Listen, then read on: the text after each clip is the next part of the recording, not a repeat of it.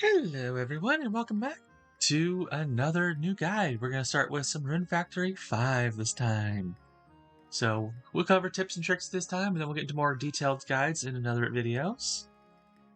But today we're going to start with the very beginning of the game here. This is kind of the tutorial section. You have this option of, do you want to skip the farming tutorial? I'm going to tell you, even if you're coming from other Rune Factory games or other farming games and you're like, no, I got this, I know how this works.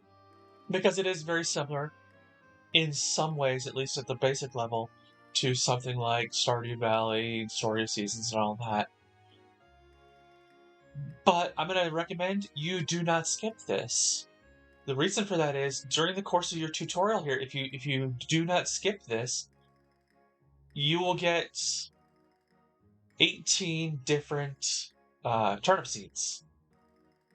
Yeah, that may not sound like much, and yes, it's the cheapest thing in the game and all of that, but you start with 0 gold. This isn't like Stardew Valley where you get 500 gold free and then a few free turnips. If you skip this completely, the only things you're going to get out of it are your watering can and your hoe. So go ahead and say, yes please, teach me about farming. And yet, this also helped get you some characterization for Priscilla here. But we're going to skip this. You can do this on your own. This is also the only part of the tutorial that you can skip. There's other parts, like going and introducing yourself to all the villagers and so on, that you can't skip. So go ahead and don't skip this. Additionally, you can see, if I move here, look at the clock up there. There is no time is not rolling. Also, if you're doing this, and yeah, the camera can be kind of finicky at times, you can go around, pick up stuff by holding on the A button. It's not going to teach you this until after the fact, and it's the only time that the game ever mentions that. But you can clear as much of this field as you can. Like, you won't be able to clear the stumps or the rocks here just yet. The bigger ones, like the claystone here, or the, what is it called, just stone here. You won't be able to clear those for a few days, but you can use this time to do all of your, like, hoeing of the field, planting your turnips, etc., and it's not going to use up any of your rune points. Yes, it is going to not teach you the skills. You won't develop your skills from this, but at this early in the game, that's not going to help you any. Your rune points are much more important early on. So speaking of rune points, let's see. Let me do what she asked here real quick. We'll pick that up, put it in there. Pick one up, these up, put it in there. And that's going to be what I'm going to recommend, is you only put one of each item. So one branch, one rock, etc. in there. Because, like today you can see I can only place it. I can't put it in my inventory just yet. But you want to hold on to all of these. These are items that are going to be useful later on. In just a few days' time of doing requests, you'll unlock your fertilizer bin, which is where you're going to want to put your weeds.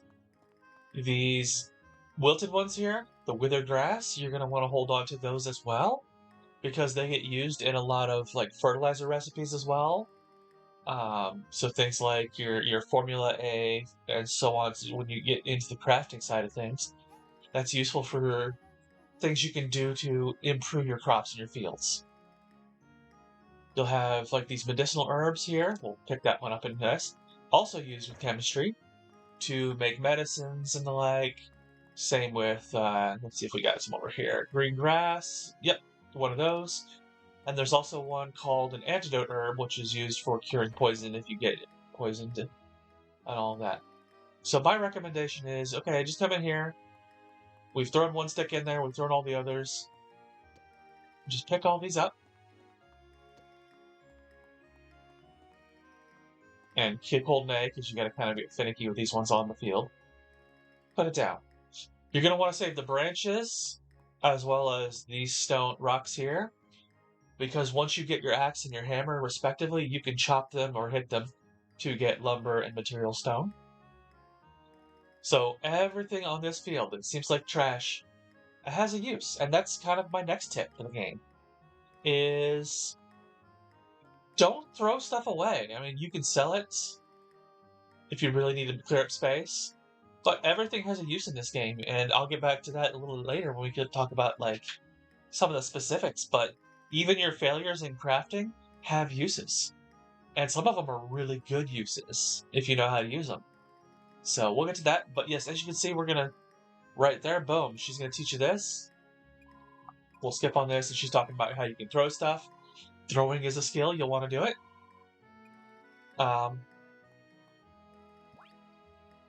Come in here, equip your farm tools, your hoe, and you can see, look up there at my top left corner, I'm not using up any of my RP, which is your stamina in this game. They're called rune points. So absolutely, like I was saying, just come through here. You can only do one tile at a time with this first hoe, unfortunately. You can't charge it up. You can act like you're charging it up, but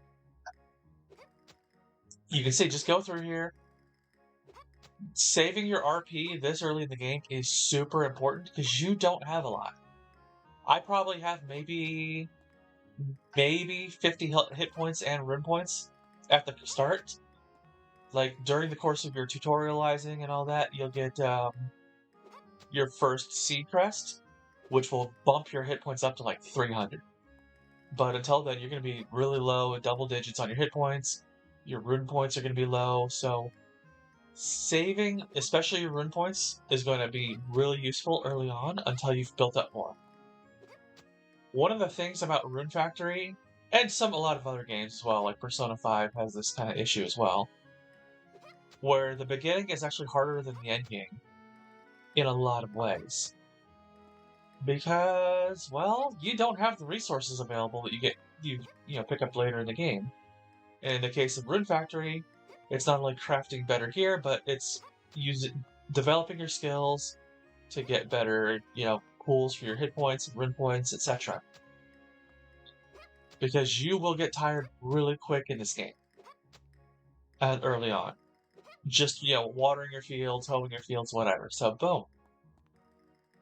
We might need to fit a couple of this. Nope, we can't fit that one. Get as much out of this field as you can right away. And like I said, in a few days, you'll have requests from the request board to get stone. It will give you a hammer and an axe, so you can clear the rest of this field. Moving on to the next tip. Alright, so related to that last one, you can see we're on the next day here. It's 3rd. And time is not moving again. Just like yesterday, where we were talking about, use this day to save your energy and so on. This is a great day to explore the village of Rigworth. Your whole assignment for this day is go introduce yourself to everyone in town. And you're going to have to do that. But, like I was saying before, this is a day where you don't use up your rune points for anything. And unlike yesterday, we can now put things in our inventory. So let's say I wanted to, pick up these rocks over here. Pick them up, stash them in my inventory. And as you can see, this is what I was talking about. You start with 25 hit points and 56 rune points. You start with very limited resources, so make the best use out of these first 2 days. If I wanted to just split that up, I can do that. And toss the stone in here. Now, the reason I say always ship one of everything, if you look at your shipping history here, you can see here you've got your completion rates for all the things, whether you shipped it or not. Completion rate, completion rate, completion rate. There is going to be requests during the course of the game that are, reach 10% ship completion rate on your shipping, or, whatever. So, to complete these requests and unlock more requests, you're going to want to ship one of everything, even the little stuff. But like I said, hold on to stuff of everything. You're going to eventually get, very early on, you'll get a storage chest. If you buy a second storage chest, they're connected to each other elsewhere. You'll get a fridge you can buy fairly early on for your perishable items. You can get a bookcase for your magic spells, weapons rack for weapons, your wardrobe you start with can be put in like your armors and accessories, etc. And just like I can switch between these here, you can access those from all of them kind of connected right off the bat. So as you get more storage things, you can do that. Now, unless you have a special edition like I am, don't worry, you're not going to have these treasure chests here. But this is a good day to go around and pick up all of these things. So like, you know, we didn't have these here yesterday, but now we've got all these antidote grass, picked all those up, and put them in your inventory. These spots here will respawn every single day. Won't always be the exact same amount. You might have like 4 or 5 over on this side here and only 2 on this section today, on some days. But definitely go around and do the same thing around the village, because there's a lot of places that you can get these things. And these items, the antidote grass, the medicinal herbs, the green grass, etc., are items that you can put in your cooking. And if you want to try and win the very first festival, which is only on the 6th, and it's already the 3rd, and we haven't got real full access yet, you're going to need to get as many of these things as you can, and especially higher level versions, because if you hover over these, you can see here on the left, bottom left here, level 951. Items have levels ranging from 1 to 10. 10 is higher quality, they'll sell for more, so let's see. Level 1 sells for 6 gold, level 9 for 8 gold, level 5 for 7 gold, and so on. So you want to get your higher levels and stuff with your selling as well. And I can sort those back together. But some other places that you can find stuff, and yes, this is as fast as you can run in the game. You'll find bluegrass just over here, around this tree, just outside your little farm area. And this one up here will usually have either green grass. And there's a few other areas around town where you can find things. On this day, they're not all there. So, for example, this hill here usually has either the clay stone or the stones, the big ones that you saw in the field that you can hit with your hammer. They don't show up for a few days until you've gotten your hammer. But these will respawn every day as well. There's also places where there's going to be stumps that regrow around the village every day. And I'll switch to accounts to show where those are as we go around, to show where all that kind of stuff is. Because there's also usually collectible stuff like the grasses and so on around there. And on this day, you can still go to those places to get the grasses. And if there are any, these crates, wooden boxes, you can pick up and throw them. And get free stuff also. So that's another turnip seed, looks like. And the boxes, you know, will vary from day to day, whether they're there or not. Yeah, there's sometimes some spawn up here. Yep, there's one over here. And there will be, over in that corner over there, will be some tree stumps. There's some apple juice. Food is really good in this game, especially early on, and actually even later on, for restoring rune points and hit points. It also gives you buffs. And we'll get into that a little bit later. If we come down over here, we're going to find some purple grass and more bluegrass. So you can see purple grass here. The colors of grass work kind of on the, you know, color spectrum as you get higher and higher quality ones. And so on. So there's these places all around the village. Like I said, go around here on this day, make use of your free time to get items that you don't have. You know, sell the lowest quality one just to get it in your sell thing. And then, you know, make this your daily routine. It's just kind of make this run. Up here, it's not there today, but in that corner right there will be some stones, usually 2 to 3. And sometimes over here by Studio Palmo, there will be a box you can throw. There's often a box right here behind the Crystallarium. Throw that, and boom, I got salted pike. You know, I'm getting food items that I can't make yet from this. There's usually some down here, right in front of the bathhouse. And sometimes you'll just get medicinal herbs from them as well. But, like I said, every item in the game has a use. And throwing is an important skill to have. Here's another spot. You're going to have some stones that you can pick up. And just down this way will be some stumps, along with some, I believe it's green grass and medicinal herbs, or antidote grass. Yep, medicinal herbs. So there'll be some tree stumps like right about here-ish. And antidote grass and medicinal herbs, like I said. And so on. You're going to have these little things. You'll see them sparkling on the map. But, your daily routine should absolutely include making this run, because you're going to need a lot of material stone. You're going to need a lot of lumber for a lot of things. Sometimes there will be some iron ore deposits that'll grow over here, but they're not as prevalent. A bunch of crates over here on the beach today, and you can throw them into each other to break them. Just like that. They won't always have something, as you can see. I only got one from that batch. But got a fish, got a boot. Yeah, boots don't have a lot of use. Like, boots and cans are some of the exceptions. But if you find a rare can while you're fishing, hold on to it. You're going to want one of those, late game, especially in post game. And there's your cycle that you're going to do through the village.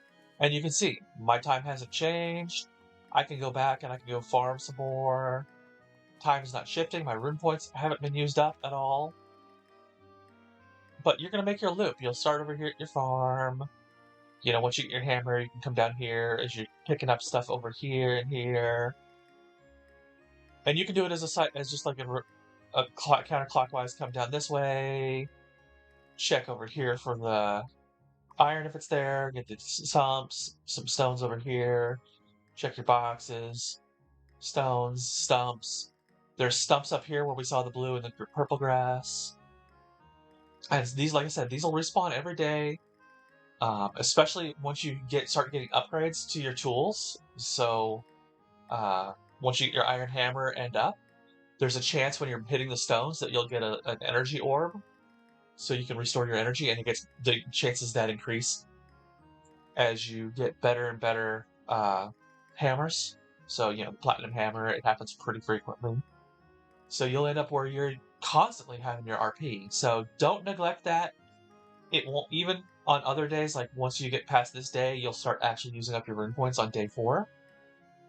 But there's ways to make use of getting your rune points back, and so let's demonstrate that next tip. Alright, tip 3. First off, this is a festival day. You'll know it's a festival day when you go outside and you see confetti falling all over the place. Take part in your festivals.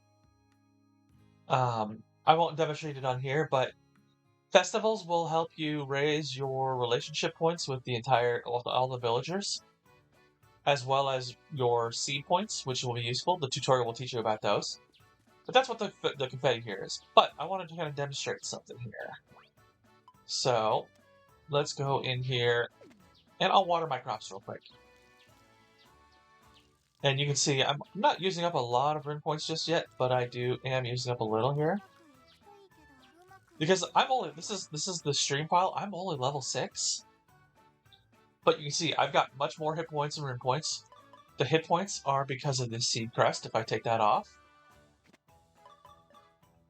I jump down to 117. So that's boosts you up a good chunk. It gives you vitality and all that early on. But I also have, I've increased my farming skill. I've increased, my water skill. All these skills are important to level up because they do 2 things. As you can see here, my short sword skill reduces the RP consumption of using it. All of these skills will reduce the RP consumption of whatever the related ability is. So mining, for example, reduces the RP consumed when I swing my hammer to hit rocks. Logging, when I swing my axe to do that. Love, if I've got spells that use love magic, reduces the RP costs of those spells. Light reduces the RP consumption of light spells, and so on. But they also increase maximum RP, intelligence, magic defense, magic attack, If I go back up here to short sword, you can see max RP and strength. All of your skills are going to increase your stats, which is important because leveling up in this game doesn't do that like all that much for you. If you're familiar with the Atelier series of games, you've probably seen people say, don't worry about your character levels, worry about your equipment levels, like the quality of your gear and so on. The same holds true here for you and the other villagers, if you bring them along with you, and you should. What matters most is your gear, and in your case, your skills will affect what your attack goes up, your defense, your magic attack. You're basically what you're going to have is your strength, your vitality, and your intelligence. Strength is a 1-for-1 boost to your attack. Intelligence is a 1-to-1 boost to your magic attack. Your vitality is split. So you can see I have a defense of 18, while my vitality is 36. And the same with my magic defense. So half of your vitality goes to defense, half of it goes to magic defense. Plus any gear you have, which I don't have any gear right now that boosts those. So, don't worry about character levels, and in fact, keep them low. We're going back to that crest here. As long as you have this equipped and you are lower than level 20, you can use the baths for free. Which gets back to the point that we came here for in the first place. There are a number of ways to restore rune points, and because the earlier you are, the fewer you have, and the more you're using up to do the same things, you really want to keep yourself with as many options early on as you have. So, let me go back and continue watering these crops until I get my rune points down to the lower point. Here. Actually, you know what? Better but let's take my axe here and hit this broken stump. And that'll get it down much faster. Now, unlike something like Stardew Valley or my time at Portia, if you run out of your rune points, it's not the end of everything you can do for the day. You can keep doing things, but it's going to start costing you... Excuse me. It's going to cost you a quarter of your maximum hit points. And if you hit 0 hit points, you will pass out and wake up in the clinic, and you will probably be charged good money. Alright, so we've used up a significant portion of my rune points, enough that it's noticeable.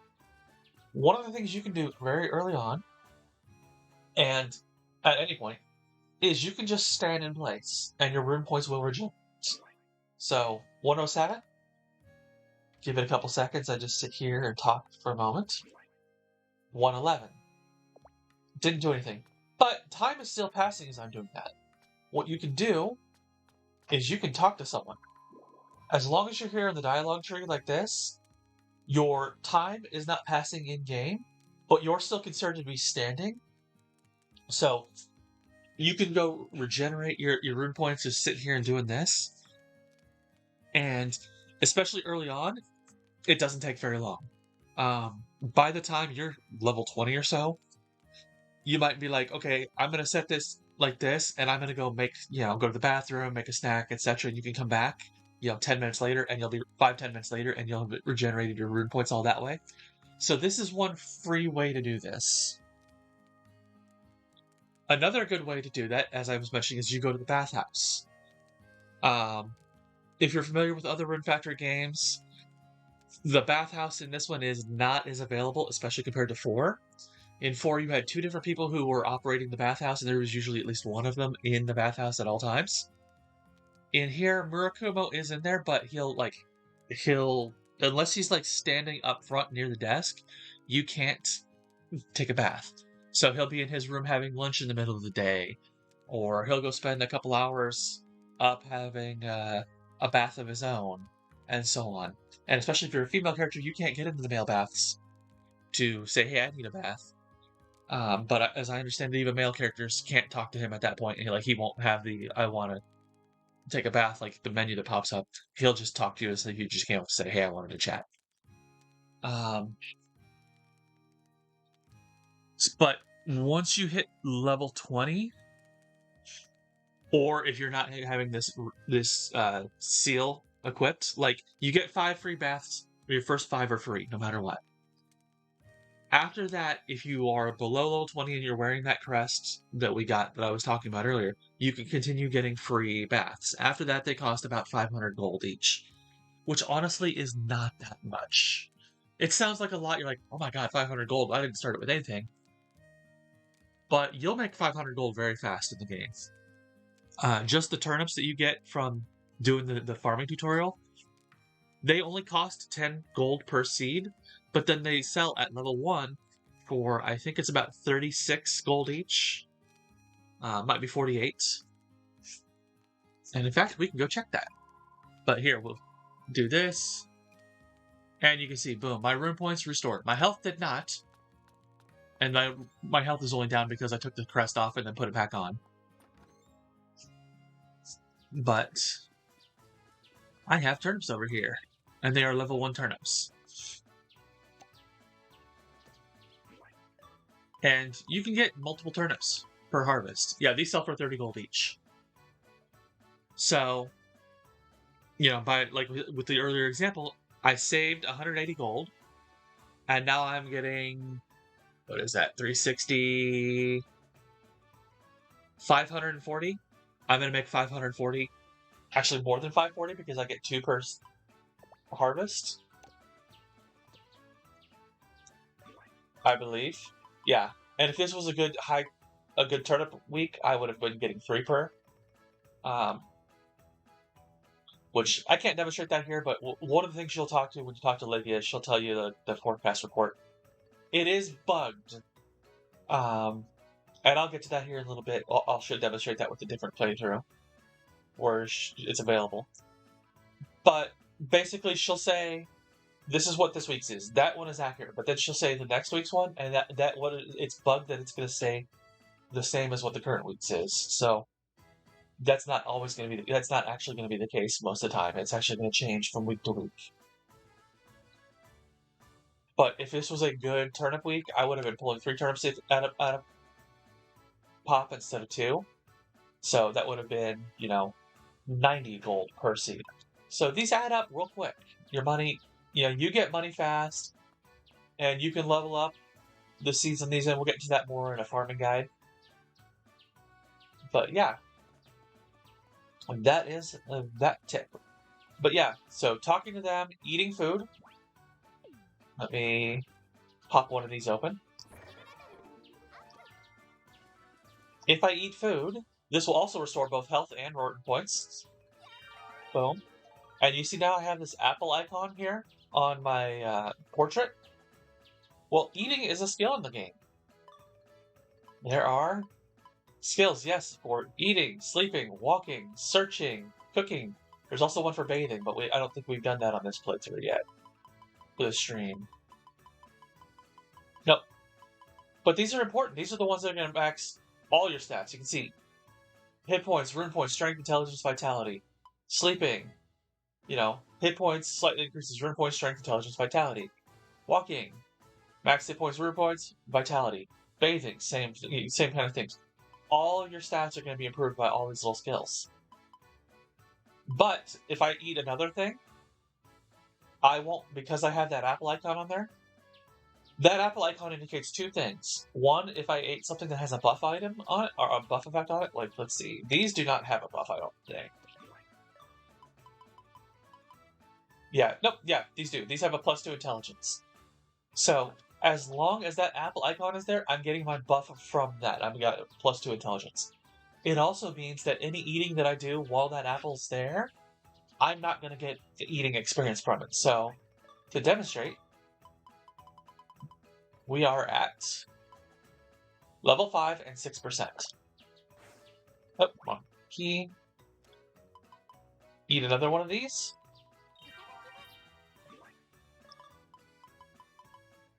Level 5 and 6%.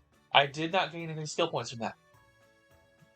So, eating about once per day is what you really need to do for keeping the skill up.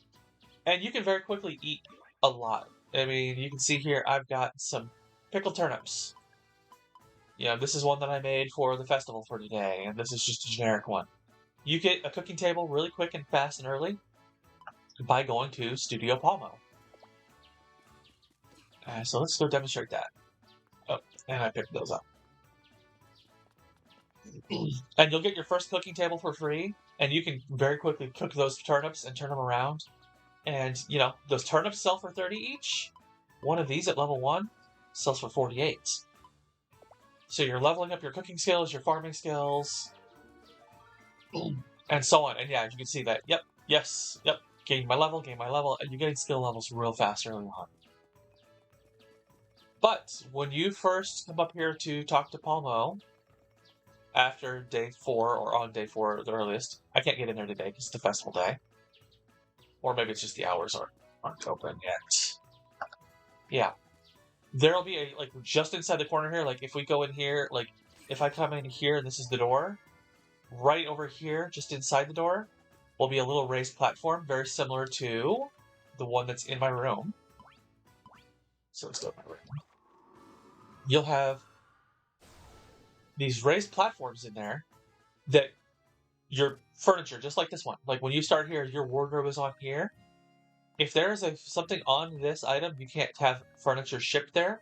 He's going to have one just inside the door at his, and he'll just give you a free cooking table.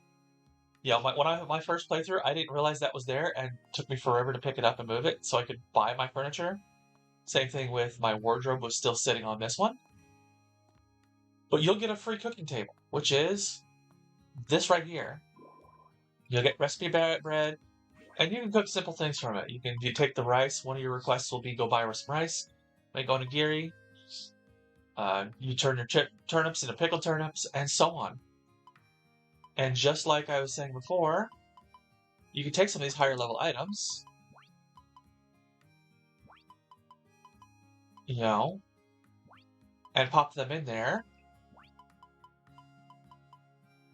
And so, even though I have a level 1 turnip, that's how I can get this as a higher level, the blue there.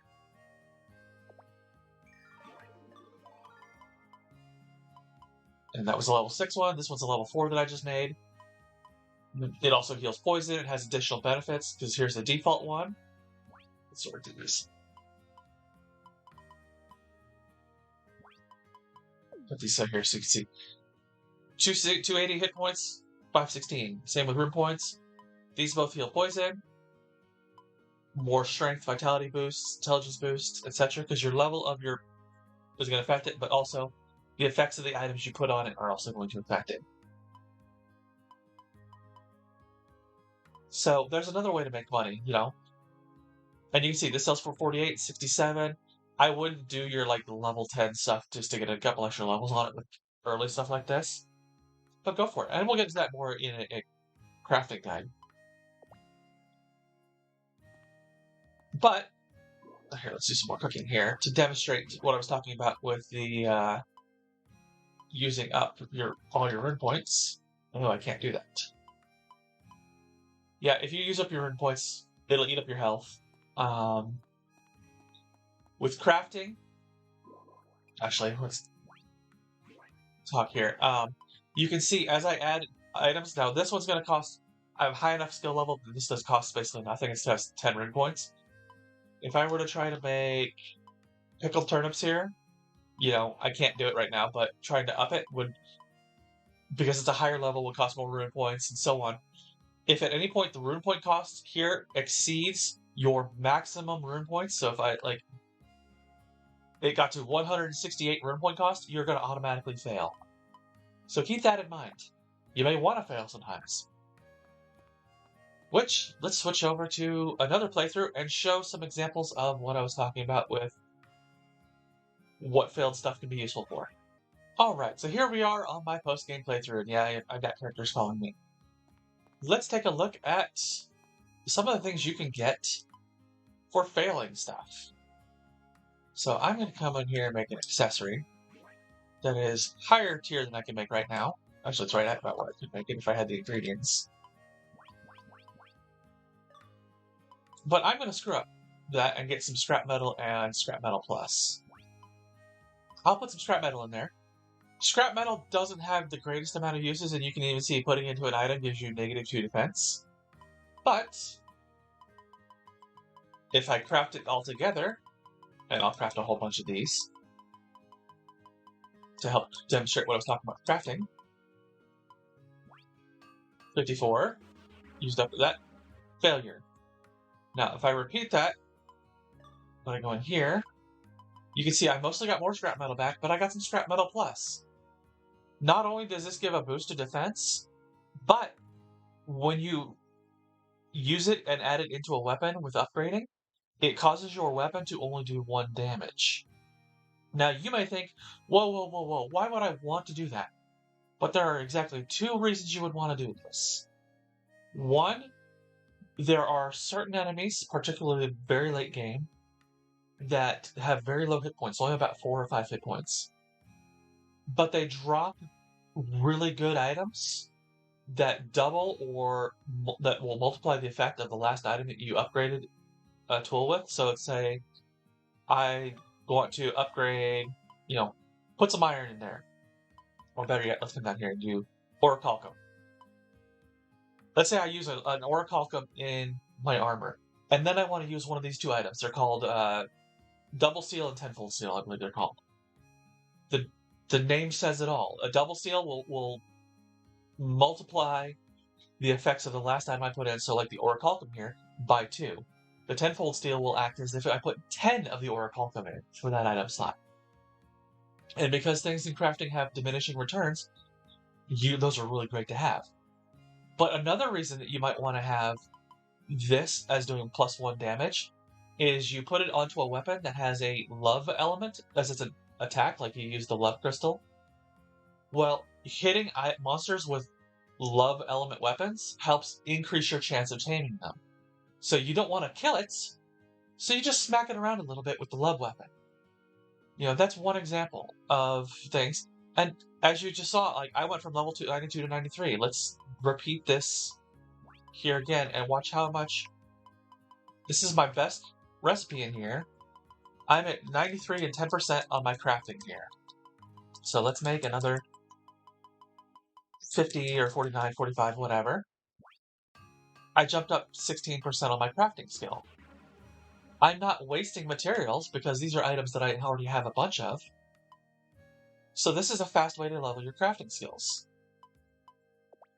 And you're going to get those same things from crafting table or your forge. If I want to fail a dish at cooking, so let's say I go to my cooking table here. And, I want to make octopus rice, but I don't want to do that. Let's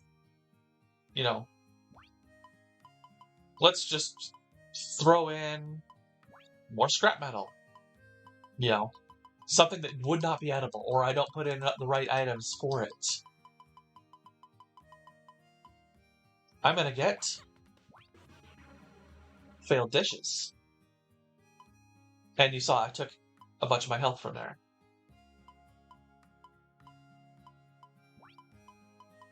And did I get any? Yep, I got disastrous dishes. And you can see what these do. Minus 20% hit points, minus 80% hit points, etc. As well as like reducing your max RP, strength, etc. These are not things you want to eat. But you know what these are good for? Throwing at monsters. So let me eat one of these, or drink one of these in the case. And let's go find a monster to demonstrate these at. Same thing is going to happen here with the chemistry set. So let's mix some medicine. Make Invinciroid out of some of these failed dishes. Now, with this one, you don't get anything like the higher chance thing, like where you had the scrap metal and scrap metal plus, or failed dish and super failed dish. With chemistry, you only get item or object X, which also has its uses.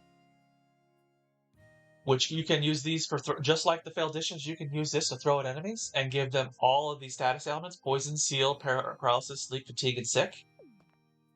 Or it's also useful in crafting because it's going to reverse the effects of the next few items. So you might have some items like failed dishes or super failed dishes that we're going to have like this reverse thing on it. One of the most iconic is called the mealy apple, which I don't think I have on this playthrough.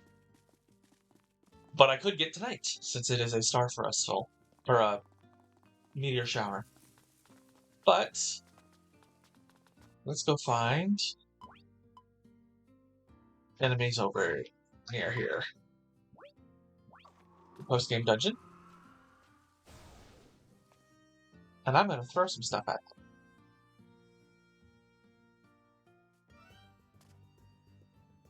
Actually, let me dismiss all these people here real quick. Split up here. Split up here. Split up here. And yeah, you can do that. You can have villagers come with you. But let me hold one of these. And I'm going to lock on to this goblin here. Throw some at him. Boom, he just got picked up all of those illnesses. Same with, let's throw a failed dish at him. And he just took a huge hit points. Hit. You can accidentally tame monsters with this, by the way, with the failed dishes. As you can see, he's kind of has that heart thing and then a whatever on him. And he's going to die now. So this is a great way, especially early on, if you come to a new area and your gear's just not cutting it, to kill certain enemies, which is really good for, especially the post-game dungeon. There's an enemy that is just super high defense, that even your end-game, it's like very early on in the Rigmarth Maze, which is your post-game dungeon. But hey, I can throw, if I can reach. There we go, boom. Put him to sleep. And he's still got all these things. And inflicting ailments on people is a great way for you to increase your resistances to them. So, as I think I've demonstrated, everything in the game, even stuff that looks like it's trash, is absolutely useful if you think about how to use it. Oh, and I drank it myself. Now, in Rune Factory 4, drinking one of those right before bed would raise your stats, like your resistances. That is not the case in Rune Factory 5 anymore. So if you're coming from Rune Factory 4, don't try that again. Next tip is basically don't bother buying any of your tools. There's exactly one tool in the entire game that you should buy, and that is the magnifying glass. All of the others will be given to you over the course of your requests throughout the game. So very early on, you'll get a request to, chop some wood. That'll give you an axe. You'll get one to smash some rocks. That'll give you your first hammer. One of your early on ones will reward you with a sickle, I believe, for, like shipping an item or something like that. Your request board will be how you're going to unlock more seeds for sale, to get your first tools, etc. The magnifying glass, however, is going to be really useful. It's the one thing that the game doesn't give you. That and maybe the shears. I think the shears you can get from dropping off of woolies. But the shears aren't that useful in the game, either. I guess if you're really, really needing wool, but I've never been at a point where I'm like, I desperately need wool, I need to shear all the woolies. But your magnifying glass is going to be useful for a couple reasons. Let me take off this tool, and we'll put the coal on instead. What you want to do is, the magnifying glass, if you come in here to upgrade, you'll say upgrade a weapon, but you also upgrade your tools here. Any of your farm tools, or you can do this with a hat as well. Some people do that, like like shoes, something like that.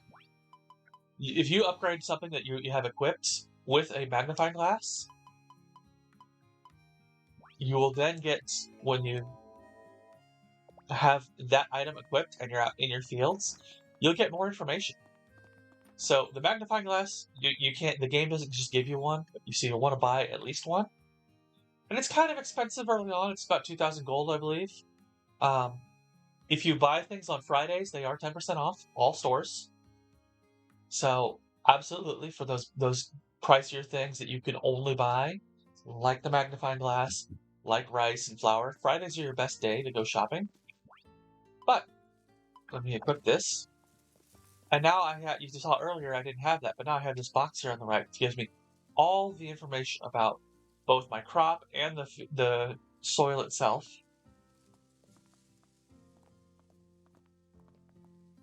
And that's important. Which kind of also, and we'll pop over here to my farm dragon, which also leads to kind of my next tip early on is take your time with this game. It's the same tip I give to all of these games, but especially this one. The only thing I would rush... Oh, and I haven't watered my crops up here today on this playthrough yet. But you can see I've got all these crop level 1. This is gonna grow 3. This is gonna grow 6. It's gonna grow 4. That's what that number is, and so on. So I can see all this information about my crops, my soil, etc. with this. Now, just like I say with all of these games, don't rush the story. It is very possible with this game to be done with the main story as early as the summer of your first year. I would recommend not doing that. I kind of did it with this playthrough. You can see it's only the 8th of autumn, and it's my first year still. There is kind of a point of no return in this game. So, the way that this game works is I would absolutely rush your first story, a little bit of the story. When you start the game, you rescue a little girl who you find out is named Hina. A couple days later, you'll find out her mother is still missing. They were out in the woods together and got separated. So that'll unlock your first dungeon. Go into that dungeon, save her mother. That's how you're going to unlock this first farm dragon. Now, your first farm dragon, your field will not look as nice as this. This is a fully developed field. But you're going to want this because this is a much bigger field, even early on. If I switch back over to my earliest playthrough one, the one that we've got, not the one for the stream, but another one because I started another playthrough. You know, it's going to be like a 3 or 4 by 3. I think it's like a 3 by 4 field, which is bigger than your 2 by or something like that. But it can grow over time, and you can feed crystals to the dragon to make it water and have effects on the whole field. These are also the fields that you can have your tamed monsters take care of for you. So get your first farm dragon, and as you can see, there's also way more stones and stumps and so on out here for getting more lumber, more stone, etc., because you are going to need those. Let's see if I can demonstrate what I was talking about earlier about the free thing. On some of these. Might not show up. But it's always possible. But yeah, you want to rush this to this, but after that, take your time with the story. I would only advance the story a bit as far as you're like, if you're like, okay, I've my crafting and all my skills are upgraded as far as they're going to go, and I really need to upgrade, I need, bronze. I've got iron and now I need bronze, or I've got bronze and now I need silver, or so on. But don't rush it. Kind of just like how you have to rescue Hina's mom, there are other villagers who aren't in the game when you first start the game. In fact, of the 3 following me, only Riker here is actually physically present. Scarlet is already a member of the village, but she's away on assignment. She's the other active Seaver you've been told about. And Ludmila here is the final one of the bachelors and bachelorettes that comes to the village. When you first start the game, you have most of your villagers present, but you've only got, physically, Lucy, Priscilla, and Fuka are the only bachelorettes physically in the village. And you'll have Riker, Murakumo, Mart, and Cecil are the bachelors. Over the course of the game, you'll rescue Hina's mom. All of the missing bachelors and bachelorettes will either come back to town in the case of Scarlet or move in the case of Reinhard, Beatrice, Ludmila, and Lucas. And then shortly after Ludmila, the last one that moves into the village, moves in, like a dungeon or 2 later, you're going to reach this point of no return in the story. So basically, I would recommend if you want to rush to get Ludmilla in the village, I don't blame you. She's the one who runs the flower shop. So until she's there, you don't have access to flower seeds, which is frustrating. But after that, I would not advance the story. I would do everything in my power not to advance the story. Because shortly after that, you're going to have big events. It's like, okay, you have access to none of the villagers until you fix this. And once you fix that, you're going to get a character who is, we'll call the spoiler character, who will move into the village. And that character is going to screw up a lot of things with your village. If you look online, you're like, well, what do I need to, like, for example, the buddy battle. This happened to be in this playthrough. I got to that point where that spoiler character joined the village. And I'm like, okay, what level do my monsters need to be for me to win the buddy battle? And you'll see statistics for, have you beaten the game yet or not? And is it your first year or not? I was in my first year and I had not officially beat the game yet, but this spoiler character is effectively treating that festival as if I've beaten that game. So I only got second place in the buddy battle because they had moved into town and had post-game monsters for the buddy battle. They're also locked on their affection level. And raising your affection level with villagers is really important in this game. Not just because there's requests that say, hey, raise everyone to level 3 or level 5 or whatever that you get rewards for, which I think I've got one of those on right now. Let's see. Yeah, raise everyone's friendship level to 5. This is the exact quest. Like, I got stuck with this. Like, everyone had been there, but this character had moved into the village. They're capped at just below 3. They're at 2 and 97% until you finish the story. So, I haven't been able to finish this, even though I had everyone else in the village at 5. And you can see, everyone else is really high up, but I couldn't finish that request. And if I can't finish that request, I can't get to the next request that's locked behind this one, and so on. It's like I said, it's going to affect your other stuff. So don't rush the story. Take your time. Go through your first year.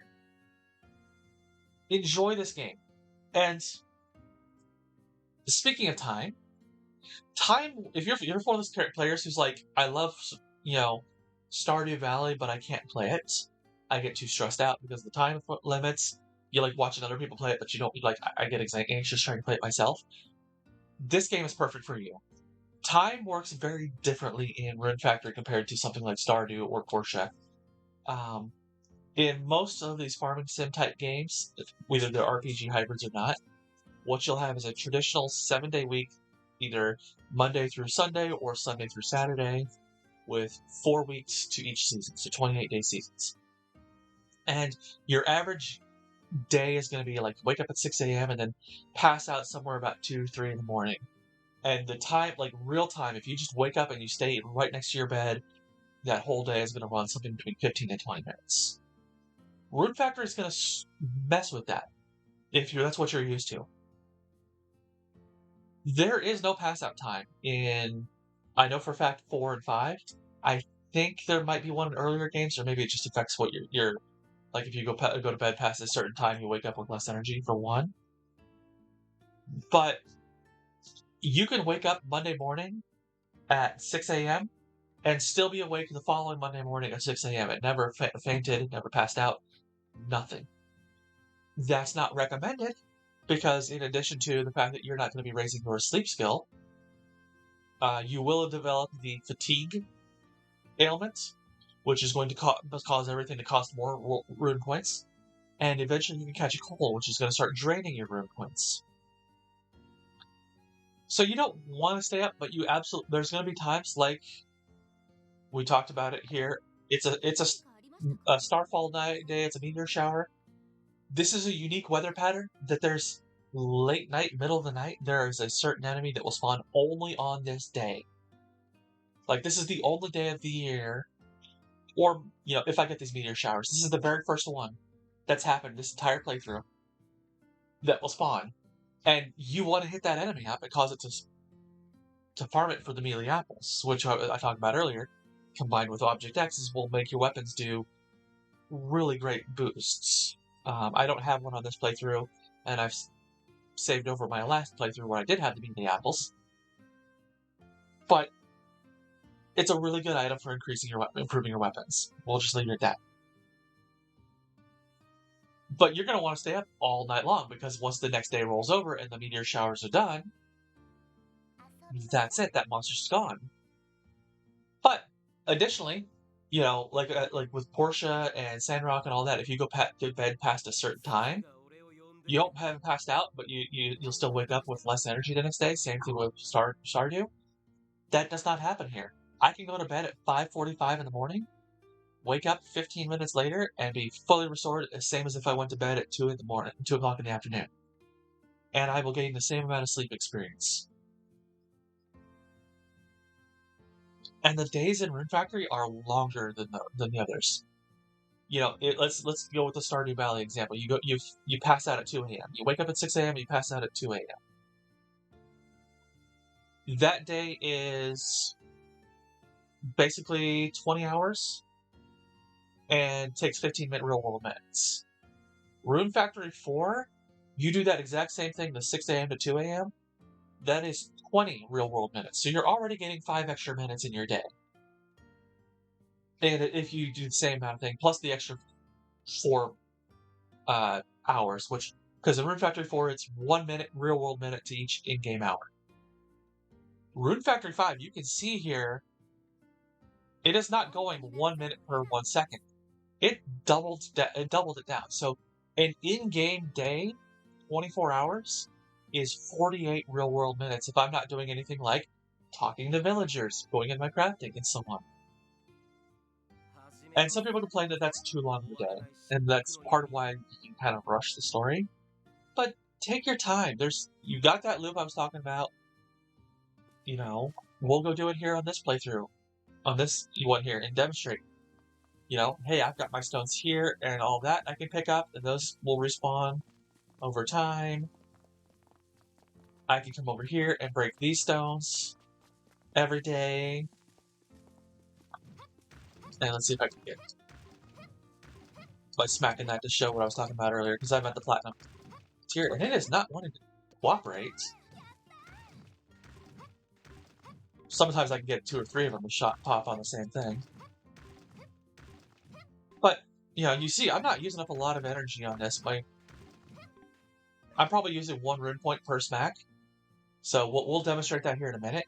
Because my skills on this, if we come down here, my mining is level 92. And you can get your skills above level 100, by the way. Most of your skills, with the exceptions of your resists and your crafting skills, which all cap at 99, can go above 100. So you can get obscene levels of stuff. I mean, you probably won't get there. And just like character levels, the cap is extremely high. But, so don't worry about, take your time. Work on your skills. Spend time fishing. There's fish that only show up in certain seasons. Your crops will not die at the end of the season. You have a 30-day month. I kind of mentioned that earlier, like the 7 days thing. In Rune Factory, you have Monday through Friday, and at the start of the week, you have what's called Holiday. There's only one of these stumps up here. I'm not going to bother with that today. But yeah, you can see there's the stump there. Oh, you got a Toy Herb Seed. That's one of the earliest ways you're going to get Toy Herb Seeds until Ludmilla moves to the village. There's more tree stumps over here, if I wanted to make that round. And yeah, these respawn every day. It may not always be 3 or 4 of them, and what respawns is going to be different from day to day. Sometimes there'll be broken stomps or full stomps, and so on. But yeah, I can make these rounds every single day to level my skills, get my stuff, because stuff is expensive. Your upgrades are expensive when it comes to stone and lumber. We'll go over here to Studio Palmo here in a minute. It's right next there, but I do want to see if I can... There we go. There's my demonstrating. I've got a couple there popped up already. Yeah, see, I got 3 or 4 in a row. And you can see these are starting to flash. They're like, oh, they're going to disappear if I don't get them, so don't waste your time on those, but boom, I restored my stamina. Got a couple of those there. And you can see I'm getting multiples off of this too, so the quality of your hammer is going to improve a lot. Your skill levels are going to improve a lot with what you get from these things. But let's go over here and look at Studio Palmo and demonstrate some of these things of how expensive some of this stuff gets. So here's Pomo. I'd like to renovate something. I want to improve someone else's thing. The second expansion, not the third expansion, the second expansion. Here's the third expansion. 2,500 material stone, 4,000 lumber. Plus 3,500 seed points. I currently have 1,300 stone and 891 material lumber. If you want these upgrades, and so like here, I want to add rooms to my monster barns. I want to build a monster barn. These also get expensive too. You can see 200 stone, 300 lumber. One of the requests is kind of the infamous one on the request board. Terry will give you a request to tame 50 monsters. That's going to take 2 full barns on 2 different dragons, plus a barn on another one to reach 50. Because you can only hold 4 monsters per room, 5 rooms per barn, so that's basically 20. So you need 2 full barns plus the one on your second one's correction.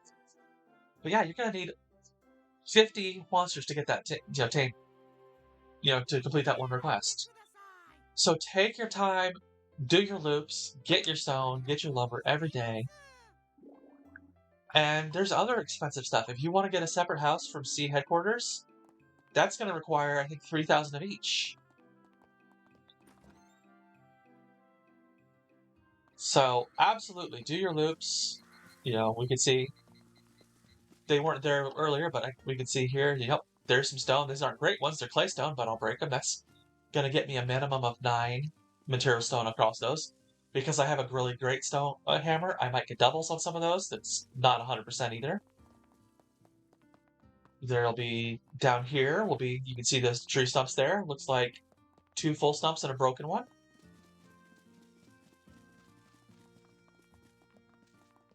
So make your rounds, take your time, do your fishing, make the most out of your day. Very early on, yeah, you'll be like, take advantage of those rune point rebuild things I'm talking about, like talking to people, hitting the baths, etc., so you can develop your rune points. Because let's see here, I'm at 1564, 1562. So I'm currently using 2 rune points per swing of my hammer, which is not that much. And as I level up my skill, it's going to decrease it further and further. I think it caps at like 1.1 is the lowest you can go, or 1 rune point per thing. So you can get to where your rune points will last all day long.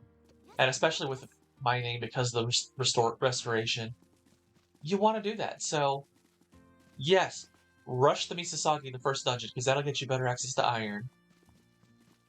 Craft your iron hammer so you can get a better chance at getting, your doubles and, start getting those. You're not going to see it very well, but absolutely use it. Now, my penultimate tip for today is it's going to be a really, really long time until tree seeds spawn in game. Or, let me rephrase that. It's going to take a really long time until you've gotten requests completed till they are sold in the stores. However, there is a way to get tree seeds earlier in the game. There's a couple different places you can go. The first is actually just outside the gate here. We'll come up this way. Just past this little spawn point here, you'll see this little alcove here. You can see it on my mini-map there. If you have a monster or a party member with you, or you have gotten a certain crest, which is the Foresight crest, which lets you find hidden things, or maybe it's just your highest search skill, you'll be able to come over here and see, oh, boom, 1 per day, you can get an orange tree seed. And it'll change which seed it is. There's 4 different tree seeds. There's orange, grape, apple, and twilight seeds. The other one is going to be way up here. Now, you won't have access to the fast travel point here to Atoll's End, but it's a tree right here next to this. We'll go show that here right now. So you'll have to run there yourself early on. But There's a second tree just next to this pond over here. And there's an energy regeneration thing here. And it is... Oh, did I pass it?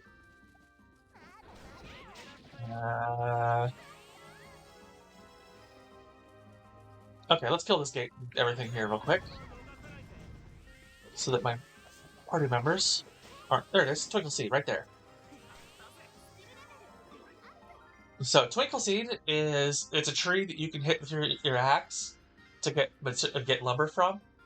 And as long as you use various of the fertilizers to heal the item, you can continue getting lumber from it. So that's absolutely useful to have.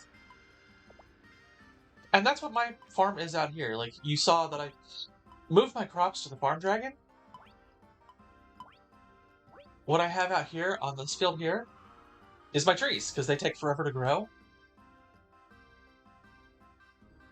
And you can hit the trees same as normal crops with your sickle to get higher level ones. So let's switch over to... Oh, I did. Let's then play the previous one. But yeah, I've got like my orange trees, my apple trees, my grape trees, and this is my twinkle trees.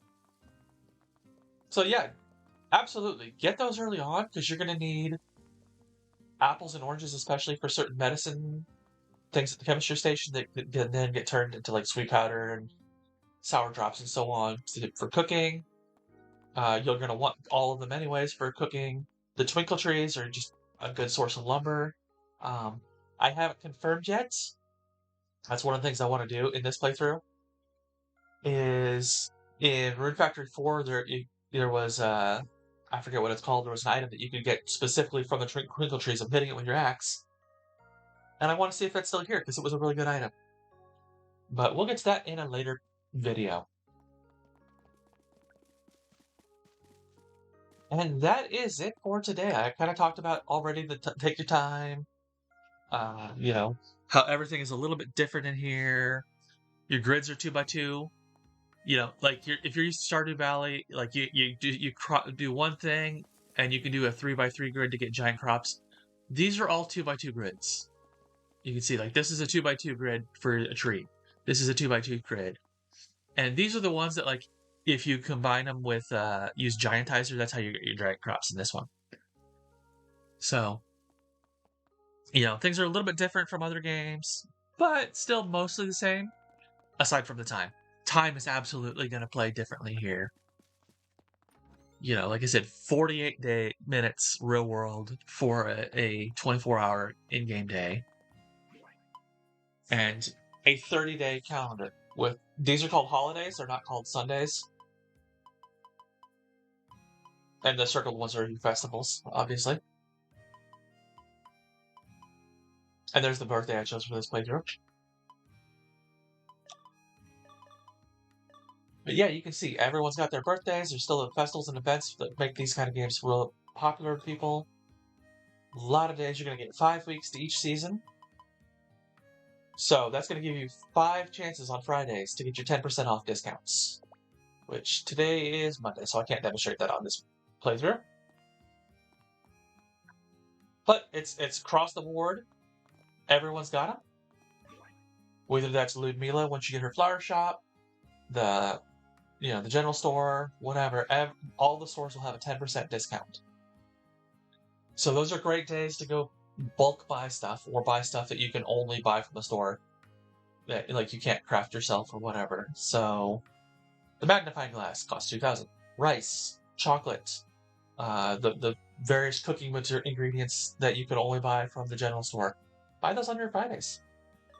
And with that is going to cover it for this starter tips guide, a little bit of informational guide as well. We're going to continue trying to alternate between Rune Factory and Portia and Sandrock, as I find things to discuss in Portia and Sandrock to go more in depth on. So definitely subscribe if you want to see more of these guides. Leave a like, comment, let me know what more you want to see from either of these games, or what other games you want to see. I've been looking at some others. The Witch of Fern Island just came out in early access.